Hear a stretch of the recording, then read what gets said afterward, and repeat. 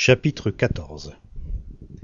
L'Éternel parla à Moïse et dit : Parle aux Israélites, qu'ils se détournent, et qu'ils campent devant Pi-Hahiroth, entre Migdol et la mer, vis-à-vis de Baal-Tsephon. C'est en face de ce lieu que vous camperez, près de la mer. Le Pharaon dira des Israélites : Ils sont égarés dans le pays, le désert s'est refermé sur eux. J'endurcirai le cœur du Pharaon, et il les poursuivra. Mais je serai glorifié par le moyen du Pharaon et de toute son armée, et les Égyptiens reconnaîtront que je suis l'Éternel. C'est ce qu'ils firent. On annonça au roi d'Égypte que le peuple avait pris la fuite.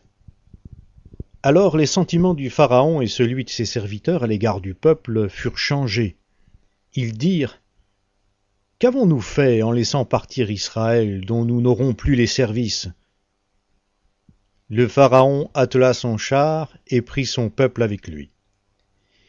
Il prit 600 chars d'élite, et tous les chars de l'Égypte. Sur tous, il y avait des équipages de 3 hommes. L'Éternel endurcit le cœur du Pharaon, roi d'Égypte, et le Pharaon poursuivit les Israélites. Les Israélites étaient sortis librement. Les Égyptiens les poursuivirent, et tous les chevaux, les chars du Pharaon, ses cavaliers et son armée, les atteignirent alors qu'ils campaient près de la mer, vers Pi-Hahiroth, vis-à-vis de Baal-Tsephon.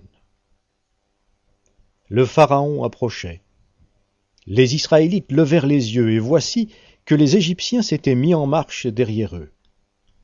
Et les Israélites furent remplis de crainte, et crièrent à l'Éternel.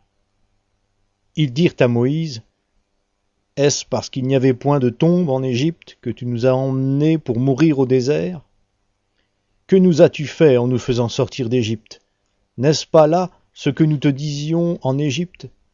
Laisse-nous servir les Égyptiens, car mieux vaut pour nous servir les Égyptiens que de mourir au désert. Moïse répondit au peuple : Soyez sans crainte, restez en place et voyez comment l'Éternel va vous sauver aujourd'hui. Car les Égyptiens que vous voyez aujourd'hui, vous ne les verrez plus jamais.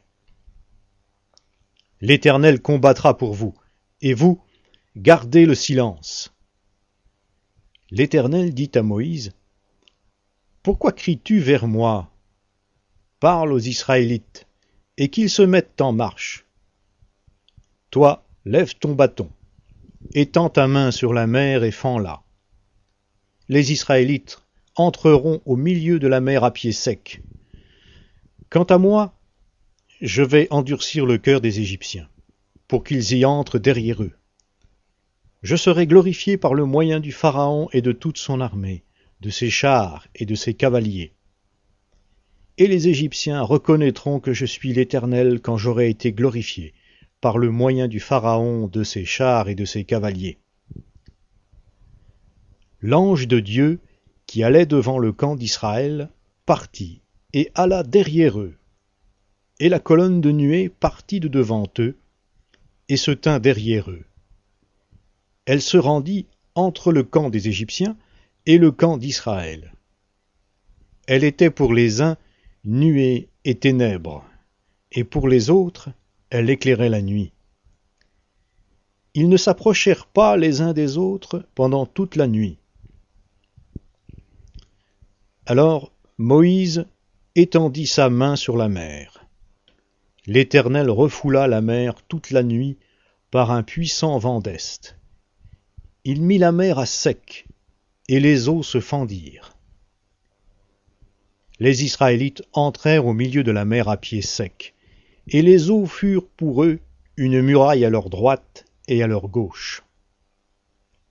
Les Égyptiens les poursuivirent, et tous les chevaux du Pharaon, ses chars et ses cavaliers, entrèrent après eux au milieu de la mer. Pendant la veille du matin, l'Éternel regarda de la colonne de feu et de nuée le camp des Égyptiens, et mit en désordre le camp des Égyptiens.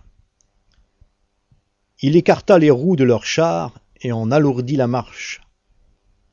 Les Égyptiens dirent alors : Fuyons devant Israël, car l'Éternel combat pour eux, contre les Égyptiens.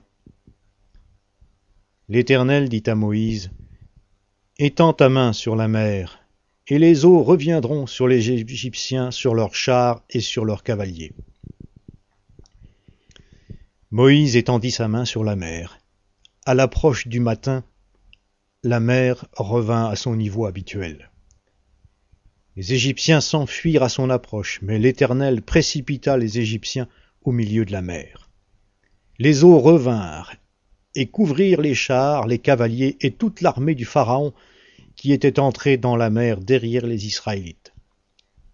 Et il n'en resta pas un seul. Mais les Israélites marchèrent à pied sec au milieu de la mer, et les eaux étaient pour eux une muraille à leur droite et à leur gauche. Ce jour-là, l'Éternel sauva Israël de la main des Égyptiens. Et Israël vit les Égyptiens morts sur le rivage de la mer.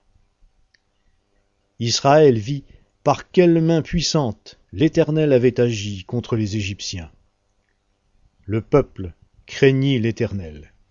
Ils crurent en l'Éternel et en Moïse son serviteur.